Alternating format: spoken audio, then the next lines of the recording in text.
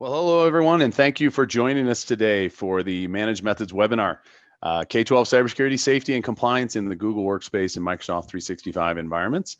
It is 12 o'clock noon here in the beautiful Rocky Mountains of Colorado. It's a blue sky, sunny day here, and so good afternoon to those of you that are here in Colorado, the Mountain Time Zone, or those of you in the Central or Eastern Time Zones, and still good morning to those of you that are in the Pacific Time Zone. So we'll go ahead and let folks go ahead and get logged in here and into the system, and we'll go ahead and get started here momentarily. So again, thank you for joining us today. My name is David. I'll be your host, and I'll be introducing my panelists here momentarily. Again, this is the Managed Methods webinar for K-12 Cybersecurity, Safety, and Compliance in your Google and Microsoft environments.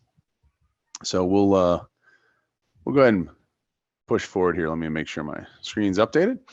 I'm gonna real quick just ask my panelists, we're all set. Everybody can hear me, everybody can see the screens, correct? Good, okay. Yep. All righty. Well, just from a housekeeping perspective, folks, as we go ahead and get started here, 1 minute past the hour.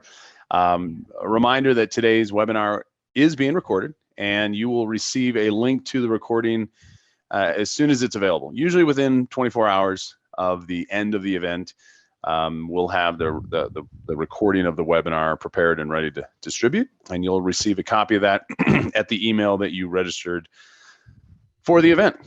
Any questions that you have for myself or my panelists as we go through the next 45 minutes or so, please put them in the chat panel here within the Zoom, and we'll try and address those as we go through the session today. Also, as a reminder, all attendees are muted. You can feel free to, again, ask your questions by putting them into the chat panel, and share your insights, thoughts, questions, comments, either for myself or, again, for our panelists. And again, if you're just joining us, thank you very much. My name is David Waugh with Managed Methods.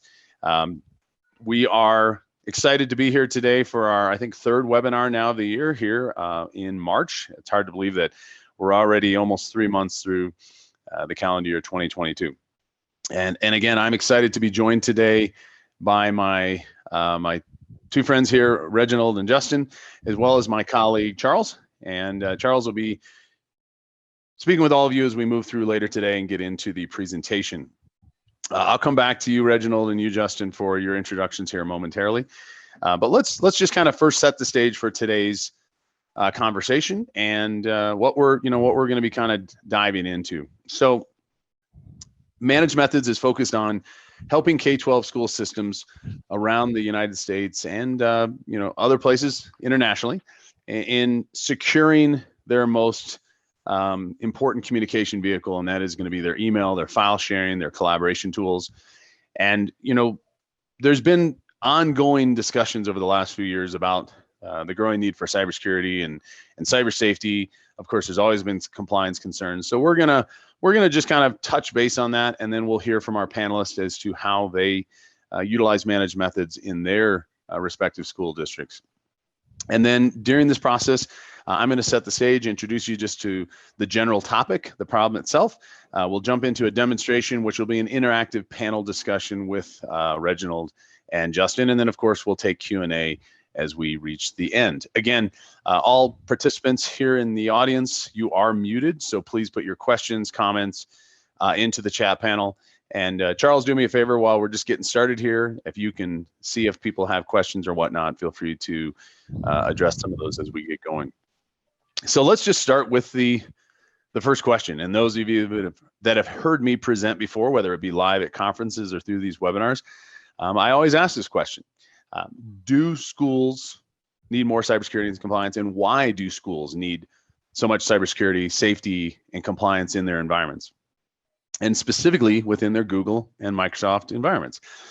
So we're going to break it down and kind of address 3 areas today as we go through this. Really, all the topics kind of fall into cybersecurity, cyber safety, compliance, and it really just kind of depends on your school district, your needs. We have some folks that use our platform for all 3 of these areas, and we have other folks that specifically use us maybe on the cybersecurity and compliance side, and then they have other tools for safety.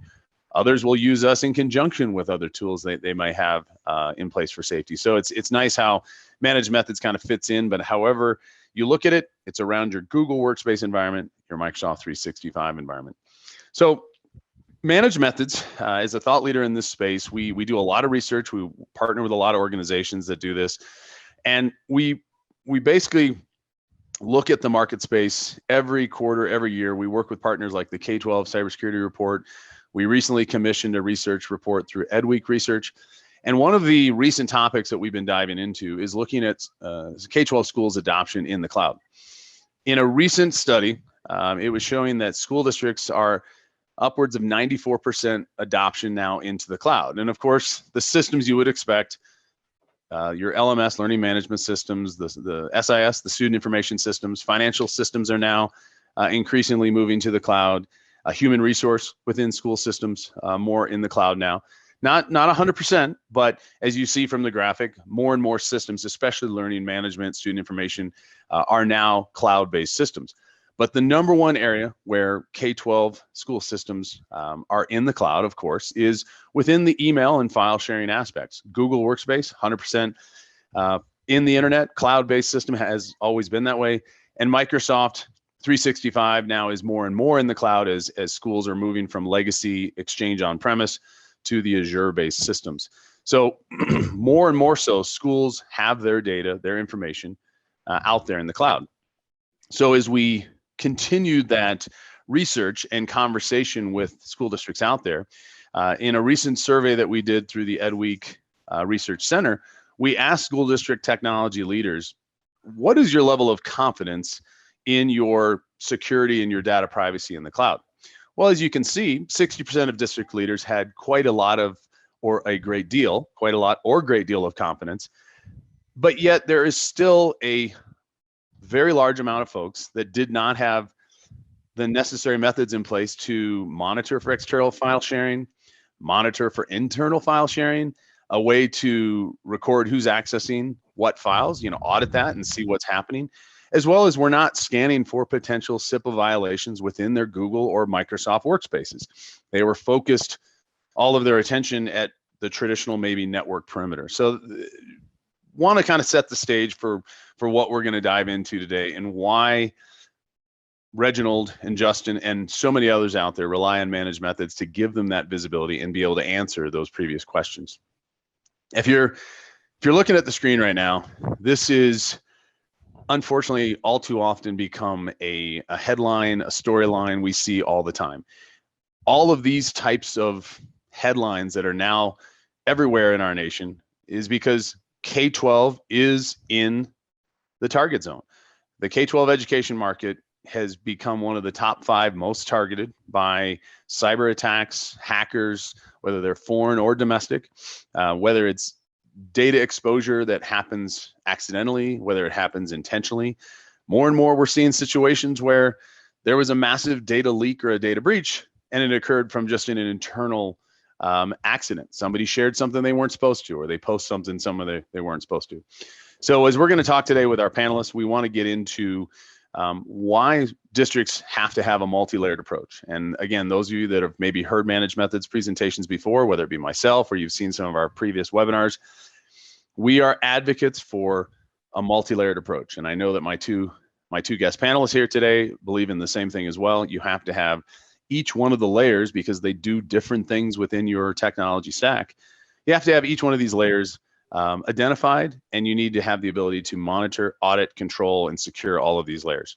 Today, we're going to be specifically talking about the cloud layer, and more specifically about your Google Workspace, your Microsoft Exchange Online, WebEx, Zoom, those types of things, anything that falls within email file sharing or video conferencing and collaboration.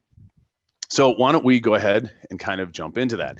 So I'd like to introduce more formally my guests today here, Mr. Reginald Gossett and Mr. Justin Feltus. Reginald, why don't you start out first, introduce yourself, tell us a little bit about your district and yourself there. Sure, thanks, David. My name is Reginald Gossett. I'm the technology director here at Troup ISD. We are in rural East Texas, probably about an hour south of Dallas, 4 hours north of Houston. And we have pretty much a one-to-one initiative here with our school district using MacBooks and iPads. We've also been a Managed Method customer for the last 3 years. And just really the reason why I decided to go with Managed Method is that I didn't have any visibility to see what my users were doing as far as file sharing, sending out emails with personal identification information, things of that nature. And so I needed a way to be able to look at it and potentially access it if need be.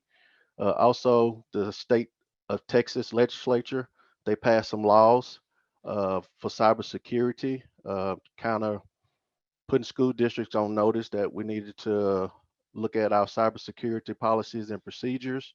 And so with that being put in place, we had to have something in order to be able to manage and put our hands around all that. So we're about 1,000 students, school district.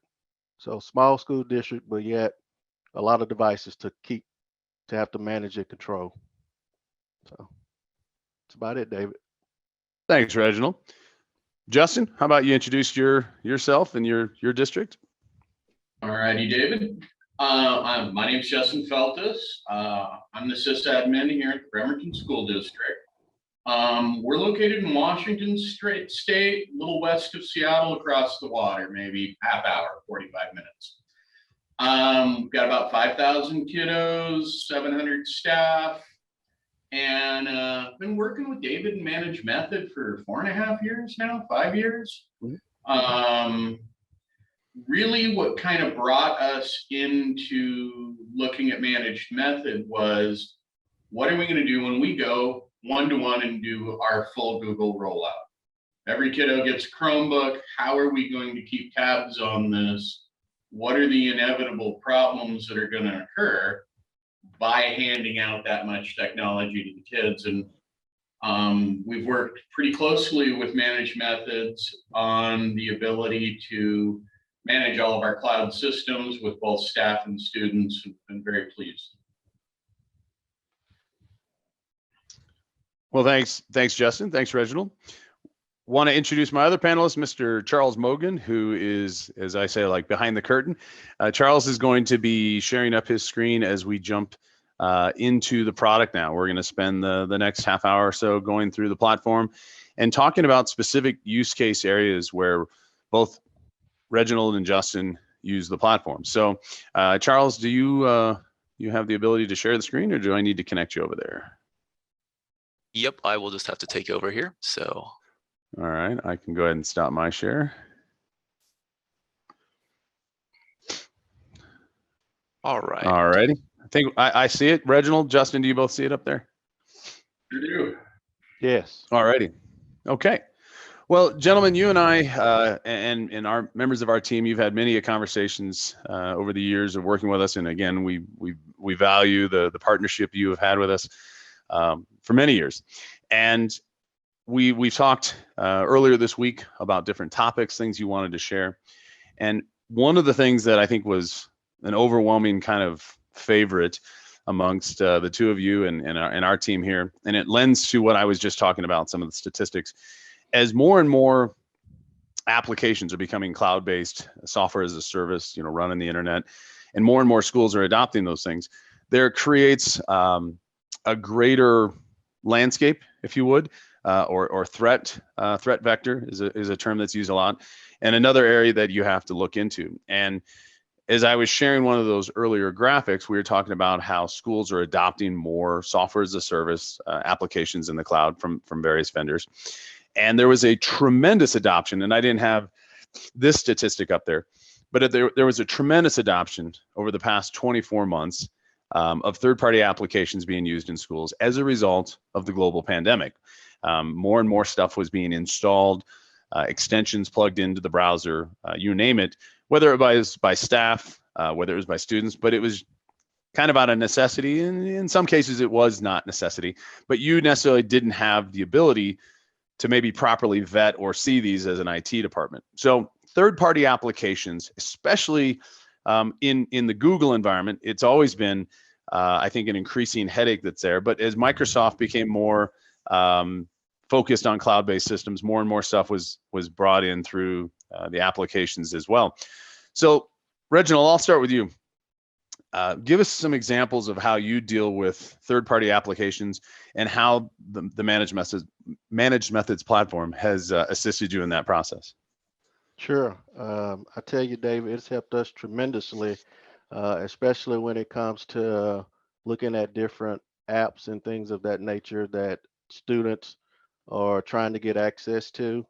Some of that we can control with our MDM, our mobile device management system, but some of those may get by.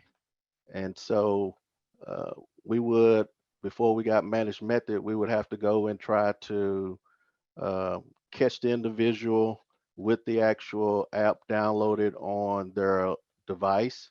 And most of the time, by the time we arrive, someone would have told them that, you know, IT is coming around checking computers. And so they would start deleting those apps out of their extensions or history or what have you, to where we couldn't find anything. So with the help of managed methods though, we've been able to set up a policy in managed methods that anytime a student tries to download an app and it's not an approved app per se, then it's immediately revoked and or deleted.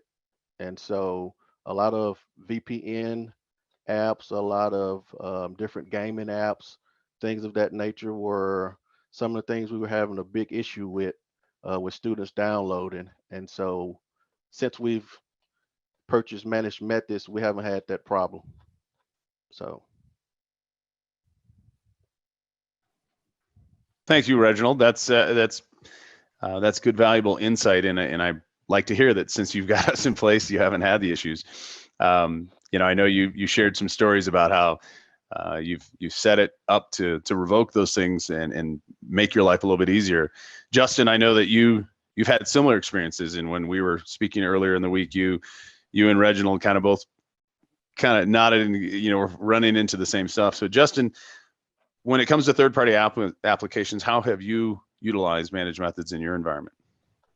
Well, similarly to Reginald, obviously trying to you know, keep a handle on what the kiddos are able to get at, but also recently I ran into an app that appeared to be completely great, appeared to be educational, ran a little robotic cloud app, probably in all of your schools.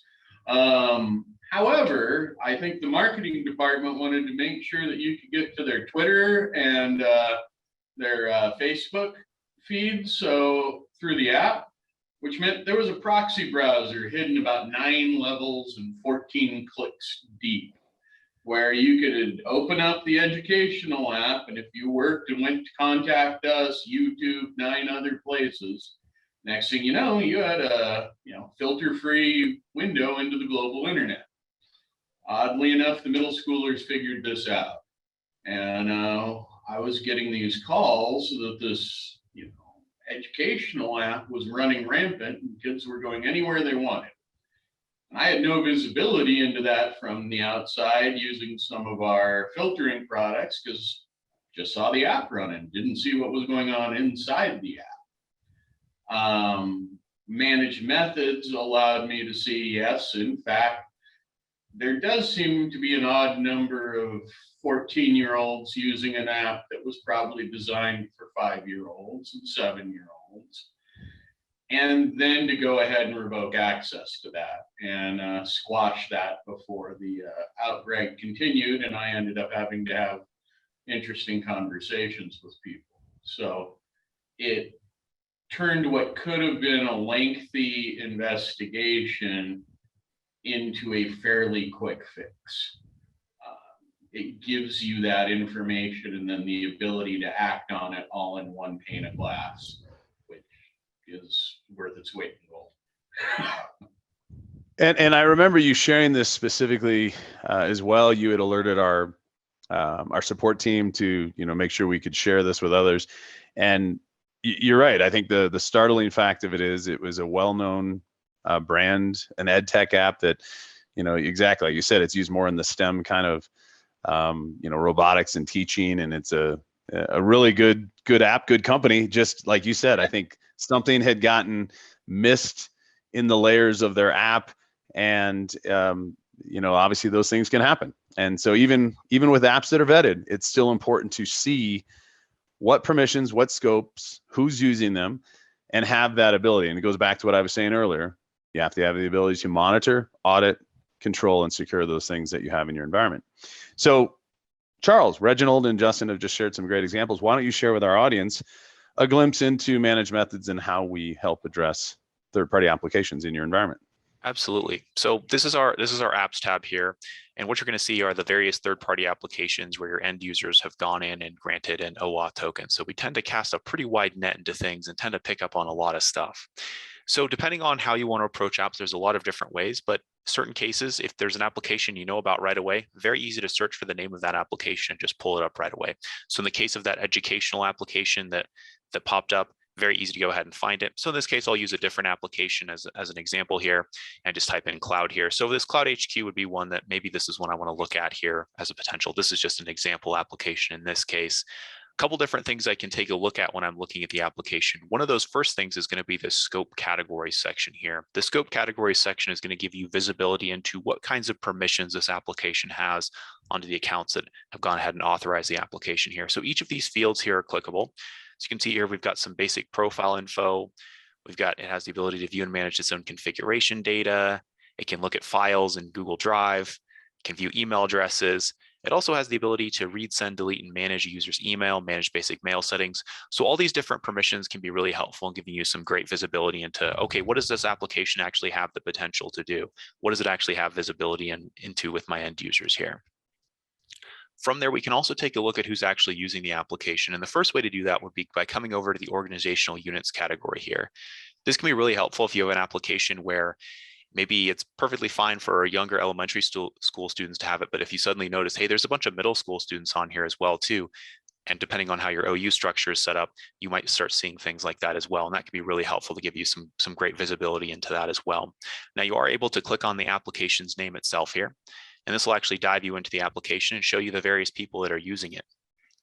From here, you then can come in and actually break permissions on any of the users using the application. So you can either go through and break individual users off the application via the remove button here, or if we go ahead and come back for a moment, we can also just click the check mark box here and click this revoke button. It does the exact same thing. It'll go ahead and break those permissions. It's going to go ahead and revoke that token. So then end users will no longer be signed into that application anymore. Now, the next step to that is then actually setting up a policy around applications. So these are our app policy sections. And this is where if we came down to a specific policy that met the criteria of the application, we wanted to make sure people weren't reauthorizing into the domain there. We just click the drop down arrow here where it says none, set that to revoke access, and that'll go ahead and break the permissions on any new applications that meet the specific criteria we have set up in the individual policy. And there's a lot of ways that we can configure those policies as well too. It can be anything from the name of the application, what's it categorized as, what permissions does it have overall, or even very narrow permissions. So there's a lot of ways that things can be set up in here. Some common examples would be, for example, a policy that targets all game applications that are not sanctioned by you as the admin here. So we could go ahead and set a policy up that way. We can even choose which OUs this policy would apply to as well.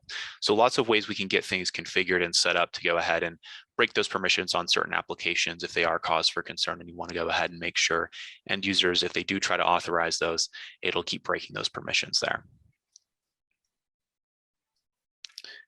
But lots of other visibility in here as well too.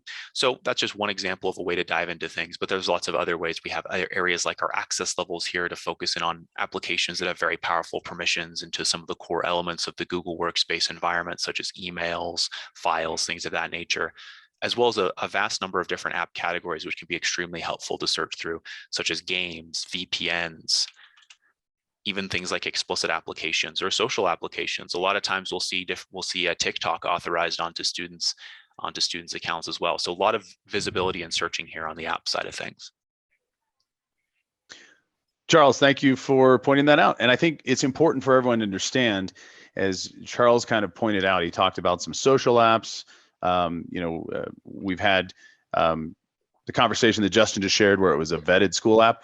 note that ManagedMethods is only looking at your school's Google or Microsoft domain. We're not looking into people's personal accounts. We're not looking into people's personal devices. But anything that is installed, whether it be on a personal device or whether it be through someone's personal account, but if they're using their school issued domain and it's in this environment, we're then going to see it. So I think it's important to note, we see a lot of accidental setup. I was recently at a conference where I was speaking to some individuals. It was during the social hour of this conference, and the individual was doing something on their phone. And I just happened to ask them, I said, I see you're logging into that app on your device. Is that a school issued device? And they said, no, it's my own. But yet they were using their school issued credentials as we dug into the conversation. So I think it's important for the audience to understand that. And I know that Reginald and Justin have seen that a lot too, where applications like gaming or personal or shopping get installed. And sometimes it's accidentally. Sometimes people just forget and they use their school issued credentials. Important to have that visibility. Charles, thanks for digging into that. We'll come back to you momentarily. Oops, sorry, as I bumped my screen. Let's jump over now and talk about investigation of other types of risks, whether it be personal identifiable information, looking at student data, potential school data. This category is really kind of a really all-encompassing category. We're talking about data loss prevention, data leak prevention, looking for potential areas where data could be either shared inappropriately or leaked, whether it be through file sharing or emails, as well as looking into cyber safety issues. When you're looking into the content, we can see about everything, whether it's inappropriate language, inappropriate images, whether it's a social security number, whether it's a credit card, IEP, etc. So Justin, I'm gonna start with you. I know this is an area that's very near and dear to you as well, especially since you've been using our platform for so long. Justin, why don't you give us some examples of how the risk tab and some use cases and where you've been utilizing this capabilities with our product? Well, the risk tab basically acts as an alert tab. It shows you where you might have an issue. Oftentimes, what I run into is people sharing things out of the district that they might not want to. Sometimes it's used more as a training opportunity. Got somebody who's going to share something with a lot of PII, say an IEP, with their personal account because they want to work on it at home or some other place, not realizing that can't do that. Got to keep it in the district control. This shows you that that's occurring. And if you don't have the risks tab, when you've got millions of files flying around in your cloud, you're never going to find that out. That's just going to be off in the smoke somewhere.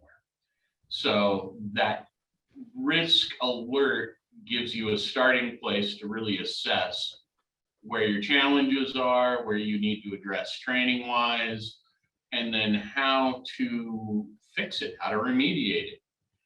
It gives you the ability to stop and cut the chain and go, no, sorry. And it lets that user know. You get a phone call, trust me, hey, this is saying I can't do this. Can you guys let me? And what's going on here? And immediately you get to say, well, this is what we're seeing.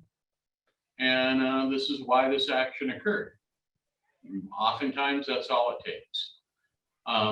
The other thing it does is it allows you to respond to your administrator's questions quickly.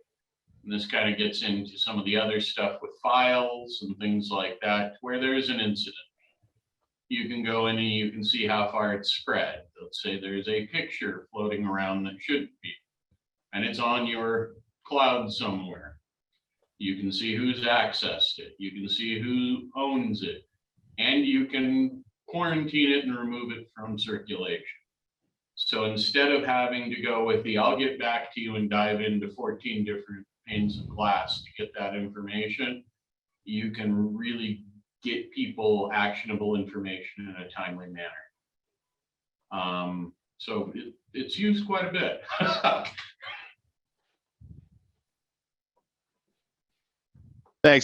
Thanks, Justin. As I was reaching for the mute button, you've definitely had, I know, a lot of experience with that and used it in a number of different ways. Reginald, the risk tab, our ability to look at all content, emails, files, third-party apps, whether it's a data privacy issue, whether it's a potential safety issue. Give us some examples of how you've used it in your environment, Reginald. Sure, David. We kind of had the same issue as Justin, where we had staff and maybe teachers who would send social security numbers and or credit card information over email, not realizing that email is just plain text. And so as with most school districts, student data with student social security numbers, or even just from the business standpoint with district credit card information going over a plain email is just, was it secure? So basically we had no way of knowing if this was happening.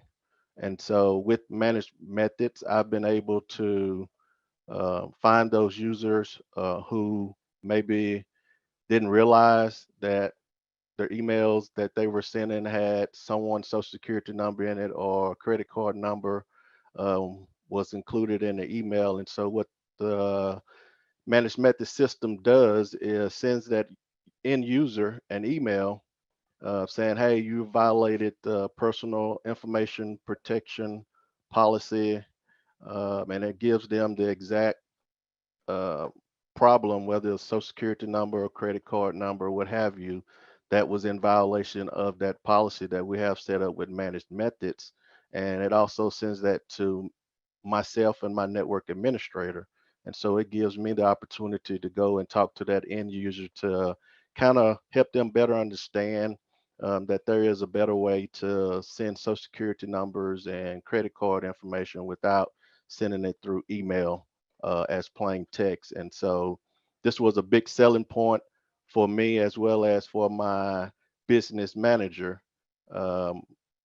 When I showed her, we did the free trial, of course, and when I showed her during the free trial how many school district credit cards were just being used and sent out over plain email with all the identifying numbers, CSVs, and the whole credit card information, she was very surprised at how many people were doing that, and needless to say, it came to an end real quick.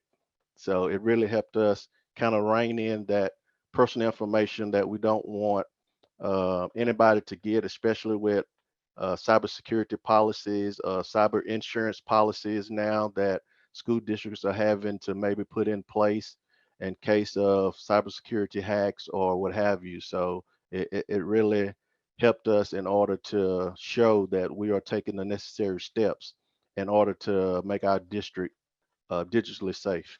So. Good stuff, Reginald. Yes, I remember even back during your free trial, that was an area that it's been a while, but that was an area that you really highlighted and pointed out, and many of our customers do as well. And as I talked about earlier, and Charles, if you want to get ready to dive into this a little bit more and talk about some of the features, at the beginning of this webinar, I had a graphic that talked about cybersecurity, cyber safety, compliance. This is, as Justin, you alluded to, kind of the all-encompassing tab or portion of our platform for that. To some, they're using this to put in DLP rules for what can be shared and what content can be stored in Google Drives or shared drives and who should have access to it. For others, we get into, is there inappropriate content? Is there cyberbullying? Is there threatening and harassing behavior? I know both of you have shared with me, stories of where kiddos have opened up a Google Doc and they're maybe sharing it as like a chat room or text going back and forth, or inappropriate images. I know, Justin, back in our early days, you used our platform as kind of a triage for finding inappropriate content that you might be getting flagged on by some of your other student safety platforms. Justin, I think, what's the example you described? It was where we kind of help you triage that and make sense of the alerts you're getting from other platforms. Is that how you put it one time? Yeah, there are a lot of alarms You have a lot of software that, will tell you when there's a problem, but it doesn't really tell you the extent. It doesn't show you how, or give you the ability to remediate it easily. And what I don't like to do is walk into, what we call down the hall and scream, there's a problem here, and not have a solution for the obvious questions that are going to follow up from that. Well, how many people are involved in this? What's going on? How are we going to stop it? All of those questions Managed Methods can answer, and they can do it in a timely manner to where you're not going, well, the world's on fire. I'm going to go back and get back to you once I figure out where the water is and if we have a hose. I don't want to be that guy.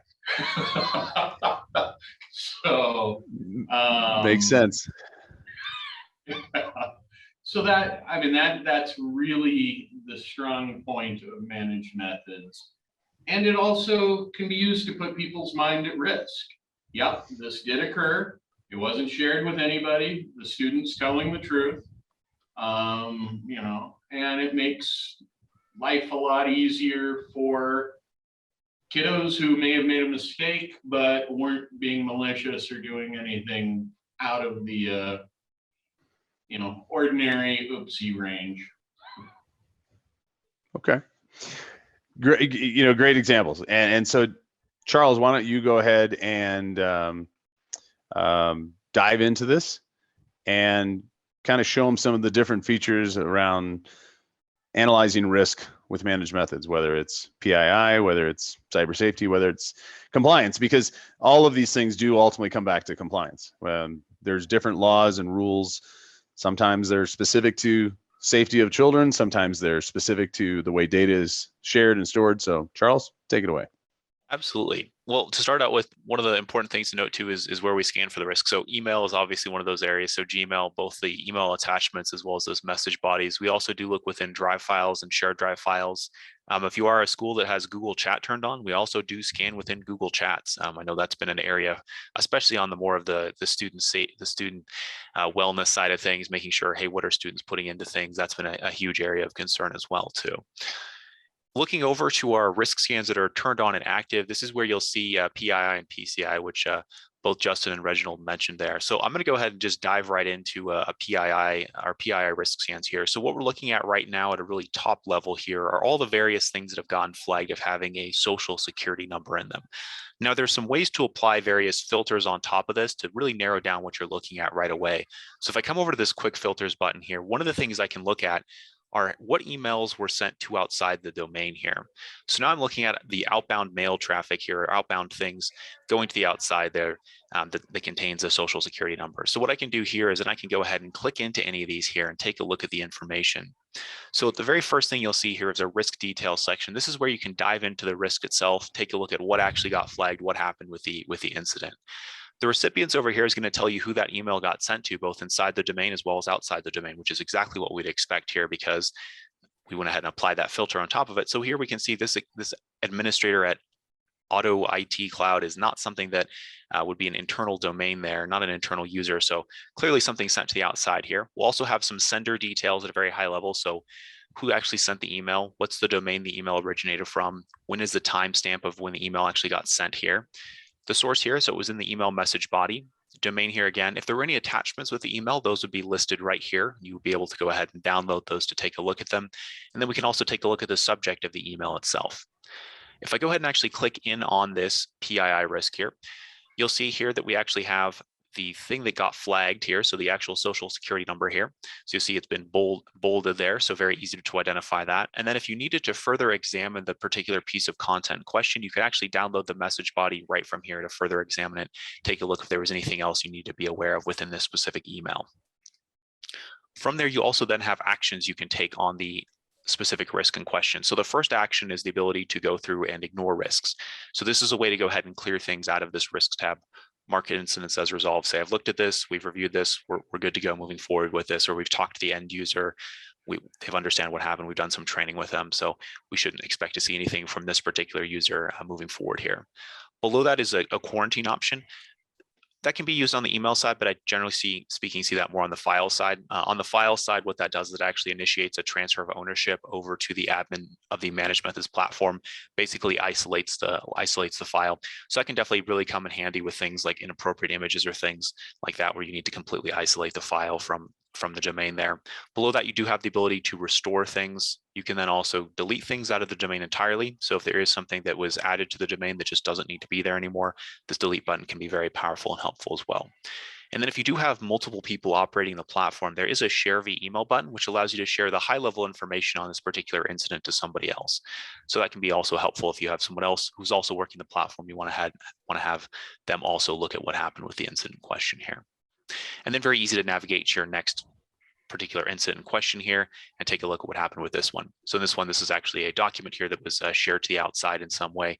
Same idea here, able to see who that was actually being shared with to the outside, able to see where that was actually located in the student's My Drive folder. You can see when this document got last modified. In this case, it's actually a Drive file here, and I can take a look too again at the PII to further examine it. So that'd be some ways to go ahead and start diving into the risks themselves here and looking at that information. And then we also do have some risk scans that are more of the student safety behavioral side of things, and that would encompass our self-harm, our toxicity risks here. And these are machine learning risks, so they're designed to look at the sentiment and context of the documents. And then our very popular one here as well, which is our image risk machine learning model, which is designed to look for either adult or potentially violent images. Able to click in here and quickly see what's going on with the incident. Again, if you do click into the actual risk itself here, we also do blur all the images. So if you do click into things and are looking around, you don't have to worry about accidentally running into anything here. And then here you'll see what it actually got flagged as. So in this case, it got flagged as potentially being a violent image here. And you would still be able to download that right from here, or you could go through and take those various actions on the risks right from there as well. There's a couple other features we do have, which are found actually out here, which is an ability to send reminders to yourself on certain risks. So that if this was something that I wanted to come back and look at a later date and time, I could go ahead and apply a reminder to this specific risk in question, or I could apply various labels to this risk as well. So if this is something that I'm still in the process of reviewing, or this is my responsibility, whatever the case may be, you can either have some out-of-the-box labels or some custom generated ones, which can then be applied to the specific risk in question to give you some quick visual indications of what's happening with that risk, or who's looking at that, or how it's being processed there. And then really tying that together are going to be the risk policies themselves. So if I come over here to the policy section, this one here, this social security number or credit card numbers leaving the org, this is a very, very popular policy. This is one that we have as an out-of-the-box policy that's ready to go. And this is where you could set up warning messages if you are trying to train user behavior, try to get users to be better at not actually sharing things that contain sensitive information or sending things via email as well. So this warn user allows you to go ahead and send out a warning message to the end user. And you can see here, there's a little dialog box that appeared here as well. So I can choose who I want to warn as well. So I can choose to warn the sender, the recipients, or the CC. So in this case, I'd probably want to just warn the sender of this email if that was the case. And then I could go ahead and customize the message body of that warning message. We also do have some out-of-the-box message templates that are ready to go. And those can also be adjusted as well, but this is a way you can create a specific message just for this individual policy as well too. And you can also receive an immediate notification as well too when these warning message emails go out. Otherwise, our email notifications are batched together and sent out every 4 hours. And they'll go to whoever's listed at this top field here, and multiple people can be added here. Or you can also have, if there's one person who's going to be managing specific policies, you can have just those people be listed here as well too. This is an overwrite field to allow you to send it just to those specific users who might be managing this policy for you. So some flexibility on who those alert notifications go to as well.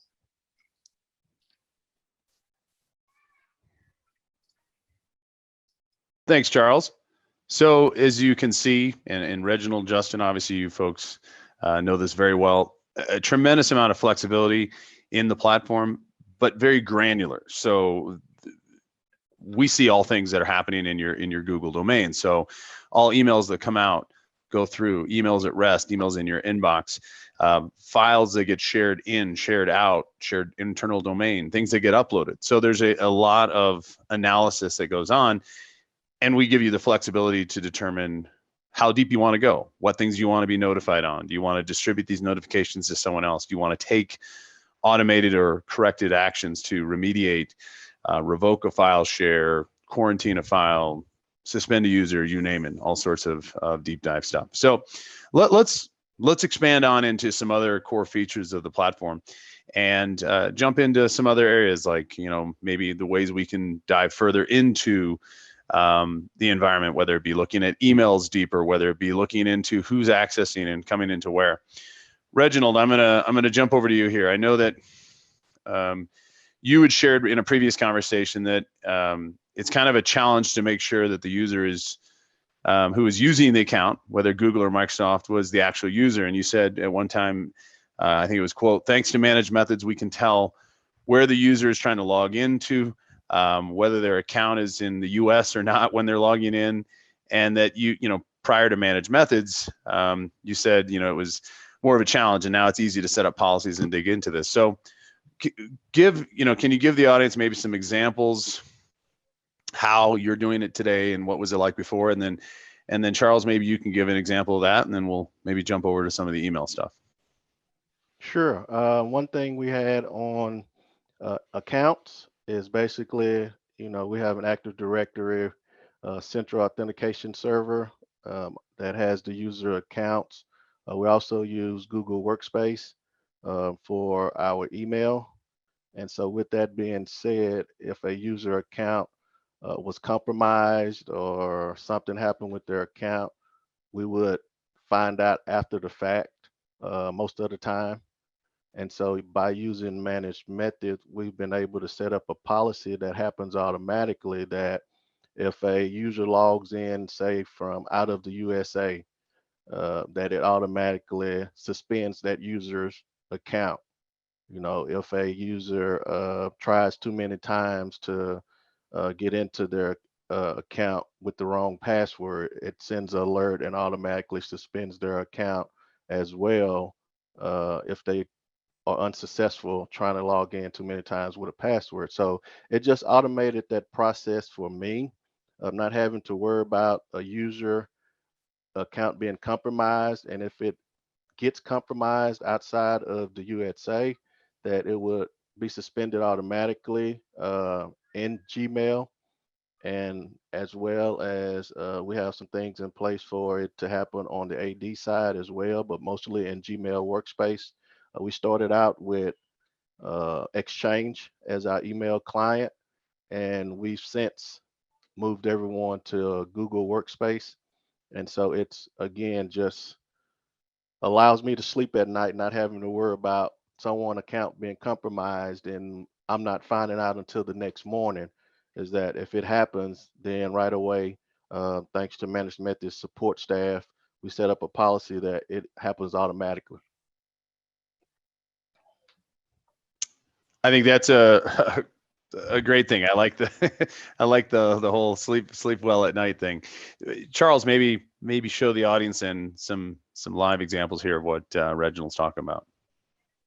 Absolutely. So this is our login analyzer tool. It's a complement to some of the other features we have around login activity, but this is a really nice way to dive into login activity and see where users are logging in from and give some very valuable information that way. So lots of ways to filter and to search on here directly.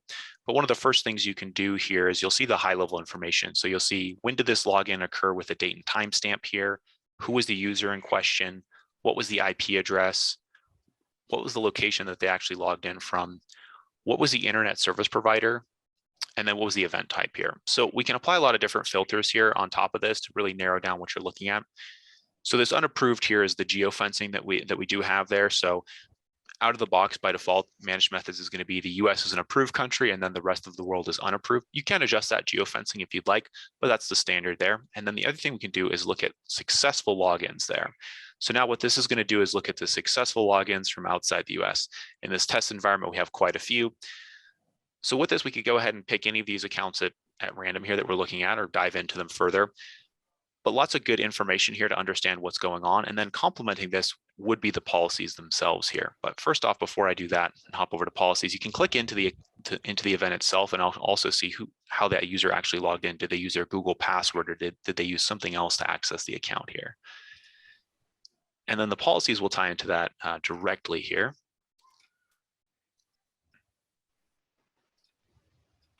And those will be our login policies. So we have two primary ones we utilize, one that looks for any suspicious logins from outside the US, and then one that looks at any login successes from outside the US here. With these, you can then choose to either suspend the account or reset the user's password. So either option is perfectly fine. Some people take the approach of warning end users. I've seen quite the large range of things, but whatever you feel is best for your particular district and your particular needs.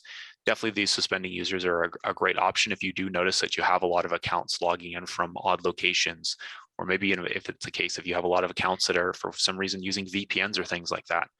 Sometimes we do see VPNs pop up where they'll be logging in from a really odd location, but you'll notice that the internet service provider is very strange. It's not one that you would commonly see or really would make a whole lot of sense there. So then if you do set your remediation, much like what you saw on the content side, on the app side, it's ready to go. Just go ahead and choose if you want to go ahead and notify end users that you've suspended their accounts. In this case, wouldn't make too much sense because the account's been suspended. That more would tie in with password resets potentially or things like that. And then you can also choose to notify admins to receive an immediate notification when the suspension or password reset or whatever remediation you took did occur actually here. And one of the other things that Reginald mentioned there is the number of logins. So we do also have the ability to set policies around total number of logins within a time period or the distinct number of logins within a time period.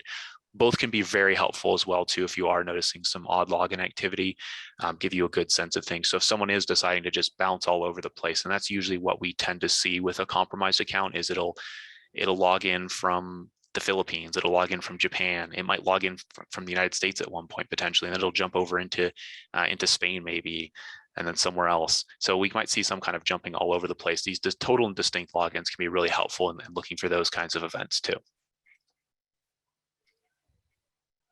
Thanks, Charles. I think, we've got a question that popped up from the audience, and I think Justin talked about this before, but on the email side, show the folks how we take a look at emails, the ability to search emails, and then also how we see, phishing and potential threats like that. Absolutely. So this is our Gmail tab here. Right now I'm on our live email search, which is a live API call throughout the whole domain. But before I jump into that, I'll talk about this graph here at the top. So this is a really easy visual indication to let you know what kinds of things are going on in email. So do you have risks in email? Do you have phishing in email? We use two services to look for potential phishing within an email. And we're looking at things, we're an API-based platform again. So we look at things once they actually get into the user's inbox. If they actually manage to get through other various layers of security and actually hit your inbox or your user's inboxes, that's what we'd be directly looking at here. So you can then click into the emails themselves to take a look at where the email ended up. So in this case, we can see it's just in the mailbox of this particular teacher account here. If it was in the spam or trash, that would be denoted here as well. There'd be a little tag right next to that to let you know that. You can take a look at who actually received this email here directly. And then you can take a look here at what actually got flagged here. So we can see here the URL, what the particular phishing URL got flagged by. So in this case, it got flagged by Google Web Risk API.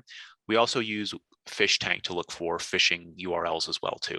So those are the two services we do use to look for phishing URLs and when it got scanned on in the actual threat type. Now we can also set policies as well to take automatic action on potential phishing emails, or you can take manual action to go ahead and delete those emails. There's the option to quarantine an email, which will just go ahead and move that email over to the user's trash. So a lot of times we see that as a common remediation type if there is a phishing email, because if you just move it to the user's trash, you could still come over here to the restore button, give it back to the user if it turned out to be a false positive, though the number of phishing URLs it's usually pretty spot on with what it's picking up there. You also do have the ability to download the message body. You can preview the email to take a look at it as well here too. So that's where we would be taking a look at things like phishing or other issues potentially within the email.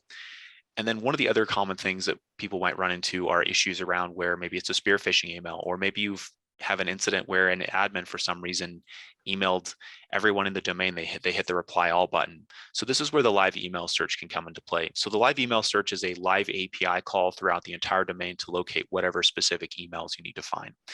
The limitation on this is it cannot find emails that have been completely deleted out of the domain. So it does have to be emails currently existing within the domain here. So with this, you just fill out as much information as you know about the email in question, and then you can go ahead and run the search here. So if I run a fairly simple search here looking for the emails that this administrator account sent, it'll go ahead and pull up the various emails in question. I can go ahead and click the view emails button here. I'll be able to see the sender of the email here, which we know who that was already. The subject of the emails in question, I can see when these emails got sent. The recipients, which would be this particular student account here, could also go ahead and preview that email to take a look at it here directly. Or it could come through and delete these emails. So if it is a case of a spear phishing incident, you could go through and mass delete out emails very quickly here. Or if it is an admin account that accidentally sent an email domain-wide, same idea, go through and delete a lot of emails out very quickly. I've even seen people use it to delete specific threads on email. So a lot of flexibility with that live email search to really dive in, find the emails you need to locate, potentially take a look at them, or even delete them if you need to as well. Good stuff, Charles. Lots of questions are popping in, and I'm getting the 5-minute warning. A few minutes ago, it was 8 minutes. So wanna just remind the audience, first and foremost, put your questions into the chat. Anything you want to ask, whether it be of Charles, whether you want to ask one of the customers here, Reginald or Justin. I see a handful of customers in our audience today, so feel free to share things, to the rest of the group through the chat.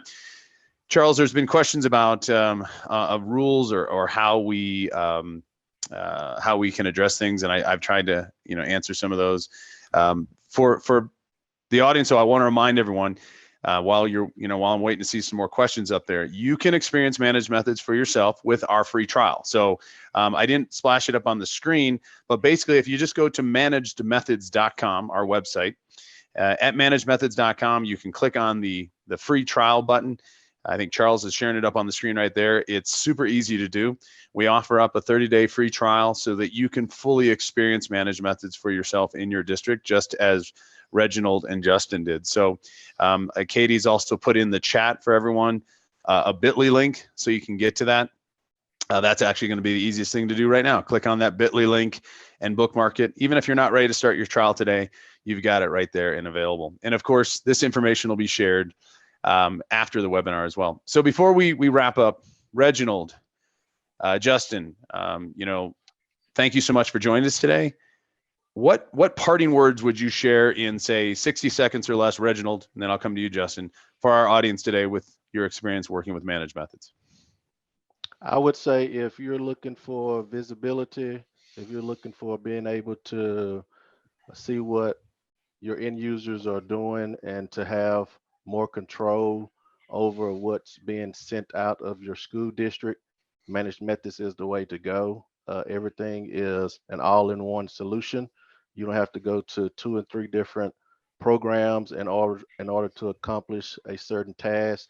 Everything is all within the dashboard of Managed Methods. So definitely would recommend it if you want to see what's going on. Thanks, Reginald. Justin, parting words. I certainly agree with Reginald on the single pane of glass and management aspects, but if I'm being really honest, the thing that's different about Managed Methods versus most of the tech vendors I deal with is folks stick around at Managed Methods. You end up knowing the team and they end up working with you. And that's pretty different than every time you have a renewal or a question having to go, who's my rep? Who do I call? What? Yeah. It's a very different experience with Managed Method. You know these folks on a first name. They are responsible. If something weird happens, they will work with you. They're a good group of people. Justin, thank you. That means a lot. And I've been here since the beginning of this organization. Justin was one of our very first customers. Reginald, this is your second tour of duty with us. You've used us at 2 different districts, and those are heartfelt testimonials. We greatly appreciate. Yes, to our audience, Justin and Reginald are existing customers. This webinar today was to promote and share with you our platform. But at the end of the day, what we encourage everyone to do is make sure that you, at least at minimum, take a look at your environment. We hope that today you leave here, you stop and look at your environment. And at bare minimum, we've made you think about, hey, are we taking care of all these avenues? Do we have everything in place? I'm sure Justin and Reginald will be happy to share even more. If you wanted to reach out to them, you can contact me and I can make those introductions. You can try this for yourself. At bare minimum, a free trial of Managed Methods is going to show you things in your environment that maybe you did not know existed before, or at minimum, give you some peace of mind. So I know we've reached the top of the hour. It's now 1 o'clock Mountain Time. I could go on all day long talking about this subject with my friends Justin and Reginald, and I'm sure a lot of you have more questions. Again, as a reminder, ManagedMethods.com. You can get a free trial and learn more about this. There was a question about our compliance with Illinois' laws out there. The answer is we do help support that. Yes, we are not, we are COPA compliant as a company, but in terms of the SOPA laws in Illinois, that's specifically about the district, and we can help the district be compliant with that. So yes, we can help you with that as well. So again, Reginald, Justin, thank you so much. To all of our audience members, take advantage of the free trial, ManageMethods.com. Fill out the free trial form, click that bit.ly that Katie put there in the chat. It's extremely easy to set up, and we'd be happy to show you what our technology can do to help your district. And again, the main goal today was to get everybody thinking about protecting our school's data, our kiddos' data, your data, etc. With that, I know we've reached the end of it. Justin, always good to see you, buddy. Reginald, it was great. Thank you both for taking so much. Thanks for having me. Appreciate it. Charles, thank you so much for the great demonstration.